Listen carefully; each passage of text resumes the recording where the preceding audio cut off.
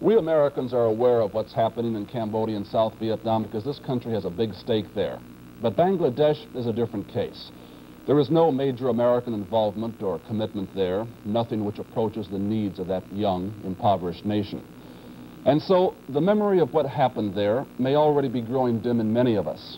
But what did happen there will never be forgotten by the people of Bangladesh, especially the women. It was in villages like this that the Bengali liberation struggle caught fire. And it was in villages like this that the Pakistan Army took its revenge. The villagers still speak of it, the men telling their stories of fighting, the children telling their stories of running and hiding. It is the women who are silent, women like Saira. She is 16 years old, a widow, and pregnant with the child of a Pakistani soldier. Like thousands of women throughout Bangladesh, she is carrying a child she does not want. She says that her husband was in the Mukti Bahini. He was a commander of the force, in the village. And this army people were looking for him, and they had broken into her house to take him away, actually. And when they were dragging him out of the house, she started screaming and protesting and crying, trying to hold back her husband. And one of them turned back and raped her in front of her husband, who was forced to sit and watch with guns pointed at him. And later on she like many women who were raped by Pakistani soldiers, Saira is in disgrace among her people.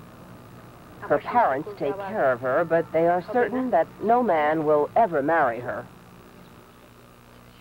Since January, many of the women ravaged by the Pakistani troops have been living in this house. They're being cared for by a government-sponsored women's rehabilitation group. Almost all of the women here are pregnant. They are very young, some only 13 years old. In a few cases, their parents have abandoned them. In others, their husbands have rejected them. About 70 have had abortions, and those who have had their babies plan to give them away. Most of the girls here were held prisoner by the Pakistani troops in the army barracks. For weeks, each day and each night, they were forced to submit to whatever the soldiers demanded. This is Rushanara, 14 years old and 7 months pregnant. She was abducted from her home in Dhaka and taken to the army barracks, where she remained for 3 months. She says there were nights when as many as 30 soldiers forced themselves on her.